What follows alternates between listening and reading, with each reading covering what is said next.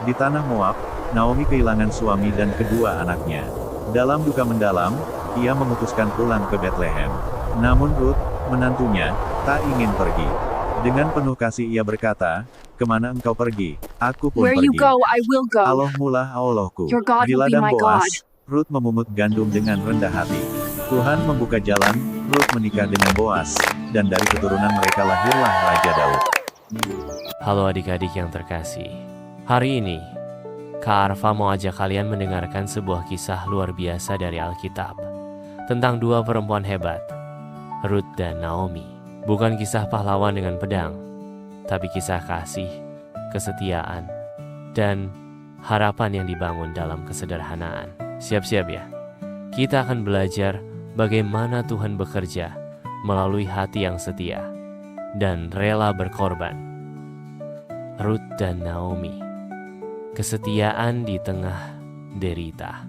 Di tanah Moab yang asing dan jauh dari tanah kelahiran mereka, Naomi menatap kosong dua batu nisan yang masih basah oleh tanah dan air mata. Satu untuk Elimelek, suaminya yang telah lama mendampinginya. Satu lagi untuk anak lelakinya, Mahlon. Dan tak lama kemudian, satu lagi menyusul, Kilion, anak bungsunya. Dalam sekejap, Naomi menjadi seorang istri yang menjanda dan seorang ibu yang kehilangan semua anak lelakinya. Rumah yang dahulu penuh tawa, kini sunyi sepi yang mengiris jiwa. Naomi adalah potret duka yang mendalam, terhimpit oleh beban kehilangan, kerinduan, dan rasa gagal sebagai ibu. Ia mengangkat wajahnya ke langit yang kelabu dan berkata lirih, "Tuhan telah mengganjar aku dengan kepahitan.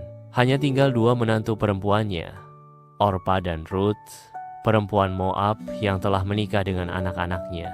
Namun, Naomi sadar, ia tak bisa menahan mereka di tengah reruntuhan harapannya.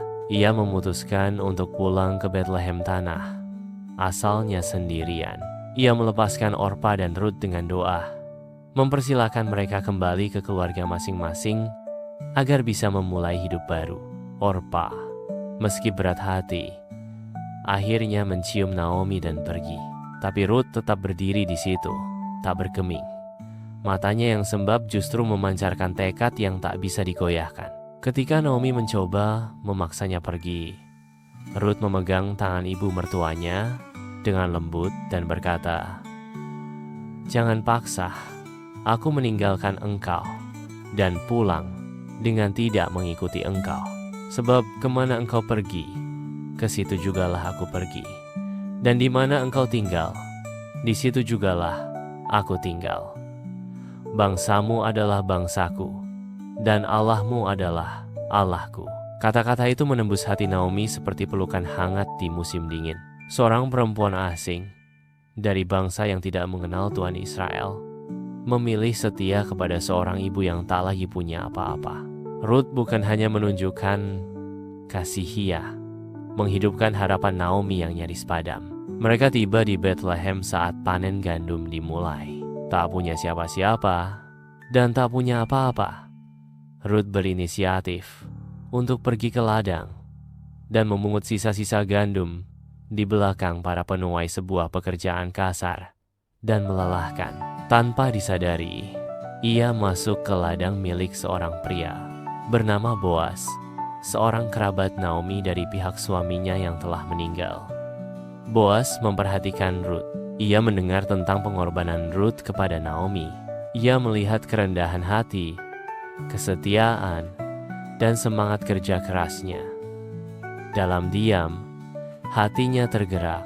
Ia memerintahkan para pekerja untuk memperlakukan Ruth dengan hormat dan bahkan diam-diam membiarkan lebih banyak bulir gandum jatuh agar Ruth bisa memungutnya dengan mudah. Hari-hari berlalu. Naomi melihat benih kasih dalam perhatian Boas. Ia memberi nasihat kepada Ruth, membimbingnya mengikuti tradisi penebusan keluarga. Singkat cerita, Boas menerima Ruth bukan hanya sebagai penebus nama keluarga, tapi juga sebagai istri yang dikasihi. Ruth, seorang perempuan asing dari Moab menjadi bagian dari kisah besar bangsa Israel. Dari rahimnya, lahirlah Obed.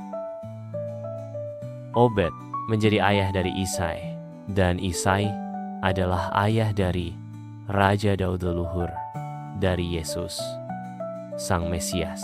Kisah Rut dan Naomi adalah bukti bahwa kesetiaan, bahkan dalam masa paling kelam, tidak akan pernah sia-sia.